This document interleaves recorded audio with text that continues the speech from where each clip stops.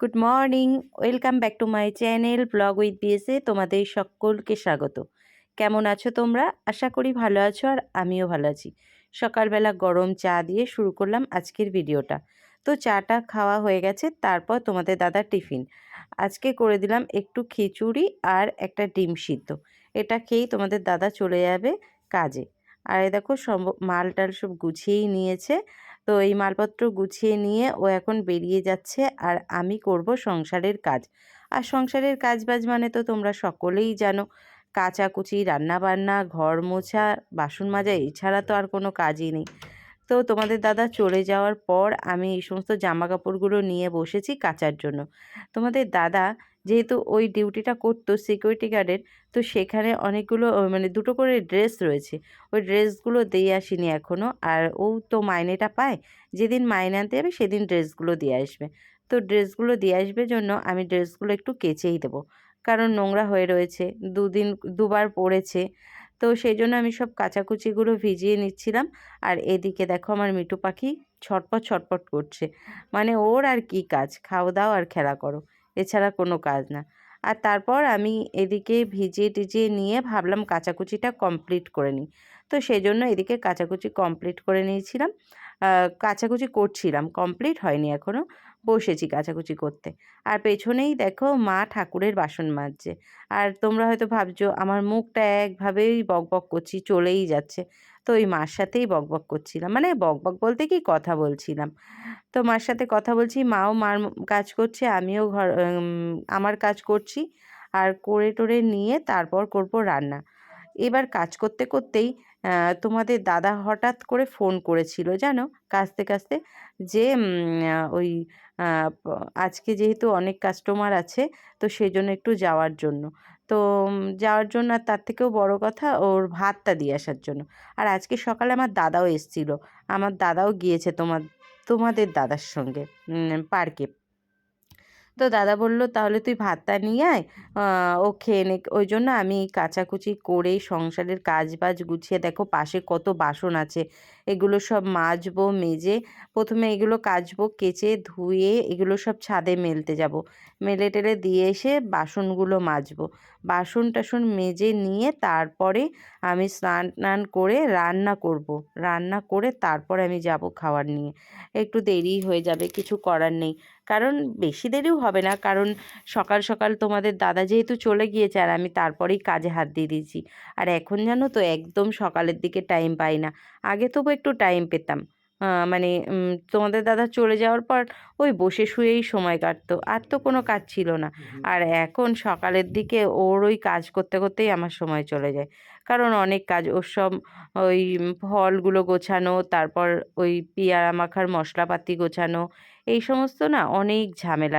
তো এইসব গোছাতে গোছাতে সময় অনেকটাই চলে যায়। আর তারপরে সিদ্ধর কাজ থাকে বেশিরভাগ, ওই মটর সিদ্ধ, ছোলা সিদ্ধ, আলু সিদ্ধ এগুলো। আর তারপরে বেশিরভাগ টাইমটাই চলে যায় কাটাকুটিতে, লঙ্কা কাটা, পেঁয়াজ কাটা, তারপরে শসা কাটা, এই সমস্ত কাটাকুটি করতে করতে অনেকটা টাইমে চলে যায়।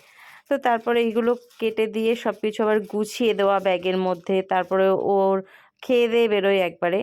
তারপরে আবার মাঝে পড়ে আবার দুপুরবেলায়ও খাবার দিয়ে আসতে হয়। এইভাবেই সময়টা চলে যায়। আর তারপর এবার ওর পেছনে ওরকম টাইমটা যায়, তারপর আবার ও চলে যাওয়ার পর সংসারের কাজ আছে, সেগুলো করতে করতেও সময় চলে যায়। তো এইভাবে কাজ বাজগুলো সংসারে সামলে নেই, কি করব, কিছু করার তো আর নেই, যেভাবে হোক করতে তো হবে যে কোনো একটা কিছু। তো দেখো আজকে কিন্তু ওয়েদারটা বেশ ভালোই। ছাদে দেখো তোমরা জামা কাপড়গুলো দেখলে বুঝতে পারবে, হাওয়া দিচ্ছে প্রচণ্ড। আর হাওয়া দিচ্ছে বলে জামা কাপড়গুলো মানে নড়ছে, সেটাও বোঝা যাচ্ছে। গাছপালাগুলো দেখো, ডালপালাগুলো, তারপরে পাতাগুলো কিভাবে নড়ছে, বেশি বোঝা যাচ্ছে নারকেল গাছের পাতাগুলো।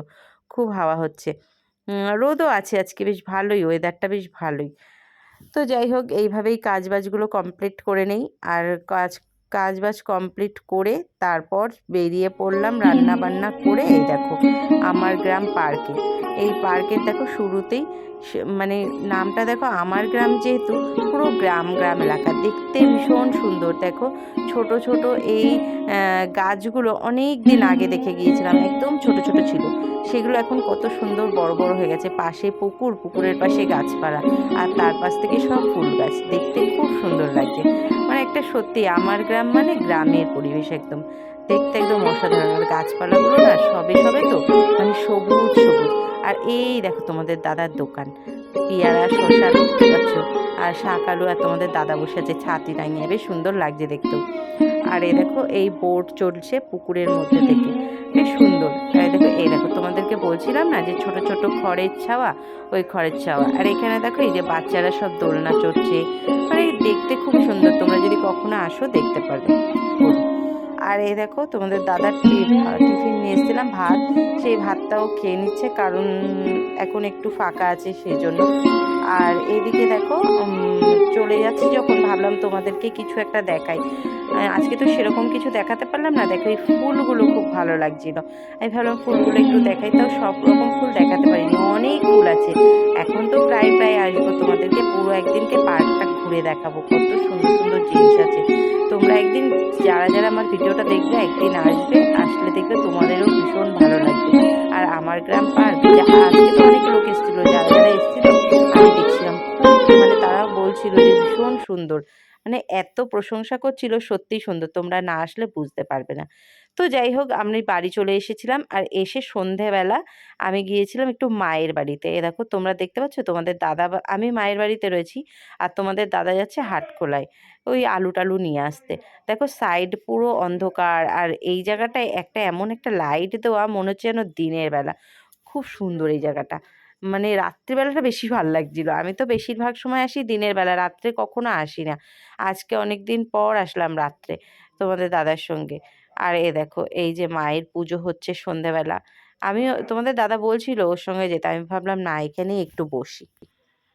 তো এখন সন্ধেবেলা, আর তোমরা তো দেখলে সন্ধেবেলা না, এখন ওই বাজে 7টা 20, 7টা 20। আর তোমরা তো দেখলে মায়ের বাড়িতে গিয়েছিলাম একটু। আর তারপরে তোমাদের দাদা ওই টেবিলের জন্য গিয়েছিল, টেবিলটা অনেকটা ছোট তো, দোকান মানে দোকানের জিনিস টিনিস রাখতে খুব অসুবিধা হচ্ছে ওর, মানে সমস্ত কিছুতেই অসুবিধা হচ্ছে। তো সেই জন্য ভাবছিল একটু বড় যে যদি নেওয়া যেত, তো সেই জন্য গিয়েছিল, কিন্তু অনেকটা দাম চাইলো, অনেকটা, একটু আধটু বেশি হলে হতো, কিন্তু অনেকটা দাম চাইলো। অবশ্য জিনিসটা ভালো, কিন্তু এখন এই মুহূর্তে অত টাকা দিয়ে জিনিস কেনার মতন না, কারণ সবে সবে দোকানটা করে, মানে চালু করেছে, এক্ষুনি এক্ষুনি অত টাকাও নেই। আর ওই জন্য বলছিল যে এখন অত দাম দিয়ে কেনা যাবে না। আর তারপরেই তোমাদের দাদার সামনে আবার চোখ অপারেশন, অনেকটাই খরচা আছে। তো যাই হোক, ওখানে আমরা দেখে আসলাম, জানি না কি করব, তবে জিনিসটা খুব সুন্দর, পছন্দ হয়েছে। তো তোমাদের দাদা আরেক জায়গায় গেছে, সেখানে গিয়ে দেখে আসুক কীরকম কি দাম বলে, যদি কমের মধ্যে হয়ে যায় ওখান থেকেই নেবে। পরে তোমাদের সঙ্গে দামটা শেয়ার করবো, এখানে কত বলেছে আর ওখানে যেখান থেকে নেবে, যদি এখন যেখানে গেছে সেখানে যদি পছন্দ হয়, এখান থেকে যদি নেয় তাহলে এখানে কত দাম। আর দেখলে তো মায়ের বাড়ি গিয়েছি, একটু পুজো দিয়ে এসেছি, কারণ প্রথম যেদিন ব্যবসা করে এসেছিল আমি দক্ষিণা দেবো বলেছিলাম ঠাকুরের ওখানে, তাই ভোগ দিয়ে এসেছি মায়ের ওখানে। আর দিয়ে এসে তোমাদের দাদার কিছু দোকান বাকি ছিল, ও করে আনলো, ওর মানে ব্যবসার যেগুলো লাগবে সেগুলো নিয়ে আসলো। নিয়ে এসে ও আবার ওইখানে গেছে, ওই টেবিলের দোকানে, আর একটা টেবিলের দোকানে। আর আমি ঘরে এসে বসে আছি।